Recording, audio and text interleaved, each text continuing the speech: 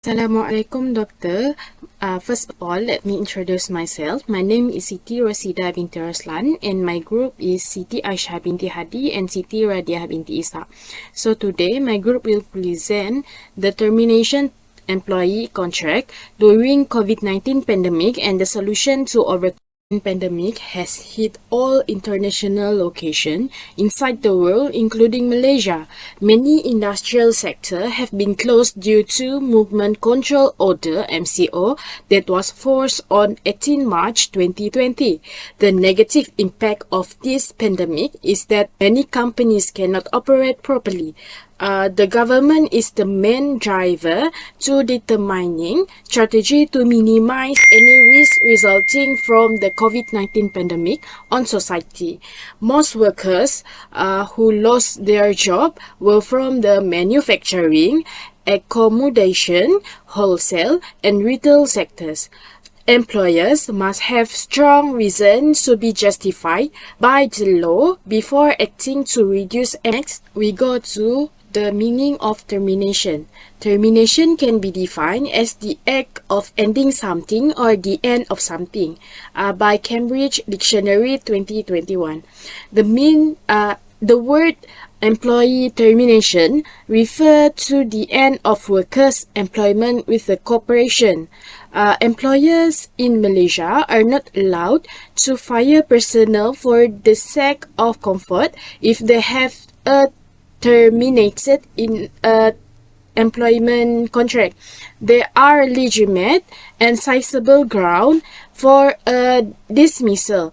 There must be a reason. In general, the just cause and excuse principle state that the employer must adequate explanation and justification for terminating employee.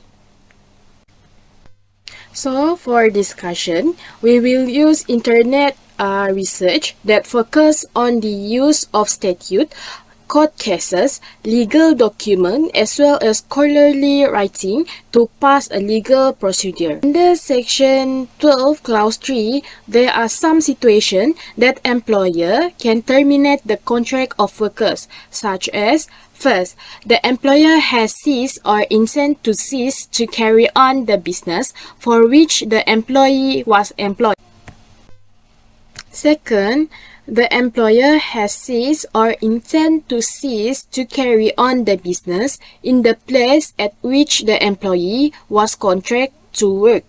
Third, the requirement of the business for the employee to carry out work is a particular kind, have ceased or diminished, or are expected to cease or diminish.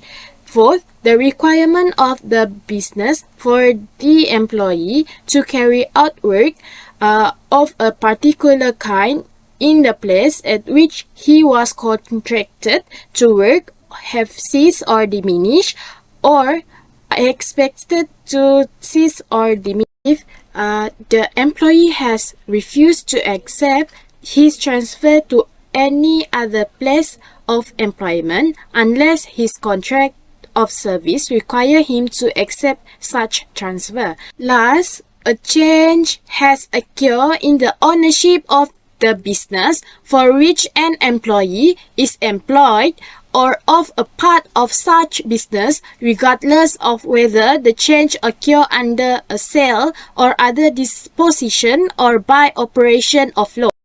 My name is Siti Aisyah binti Hadi. I will discuss about the Industrial Relations Act 1967. Industrial Relations Act 1967. The Industrial Relations Act is very important to the employees. This is because the employees can only be fired for good reason according to Section 20, Subsection 1 of the Industrial Relations Act 1967.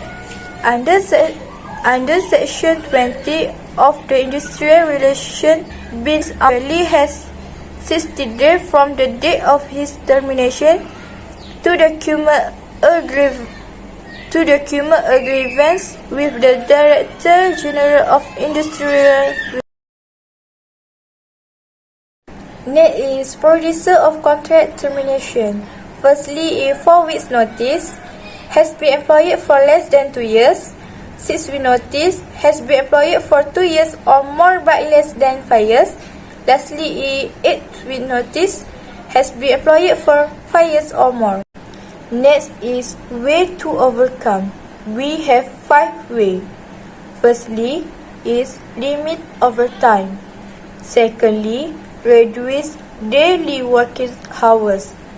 Thirdly, implement temporary layoff in the form of temporary shutdown by offering reasonable salary and helping the employee to get a temporary job until the operation resumes. Next is reduce working days in a week or reduce the amount of work in a week. Lastly is reasonably reducing employees' salary can be done as a last resort after all cost saving has been implemented. Assalamualaikum, my name is Siti Radia. Next, I will discuss about employee termination benefits. Employment regulation are by law enacted under Section 60J of the Employment 1955. Rule 3, the employer obligated to pay benefit if the employee terminated or let off from the contract if they have been employed under a continuous service contract for not less than 12 months. Rule 4 provides an employee is entitled to payment of termination benefit if his contract of service is terminated other than for reasons such as retirement, resignation, and dismissal. Rule 5, an employee is temporarily let off when the employee is not given work for not less than 12 working days in 4 weeks and not paid salary or remuneration for the period not given work. Rule 6 set the rate of employment of benefit for termination and retrenchment of temporary employee as follows: 10 days wage for each year of service if the employee has served less than 2 years, 15 days wage for each year of service if the employee has served 2 years but less than 5 years, 10 days wage for each year of service if the employee has served 5. In conclusion, employer must examine the effect of insurance coverage and program design in addition to termination pay. Employees must be aware of their right. The pandemic that occurred around the world, especially in Malaysia, had a tremendous impact on the country's industrial and economic sectors. Employer must understand the situation experienced by employees. Compared to affected employee can help them to deal with any problem after being let off.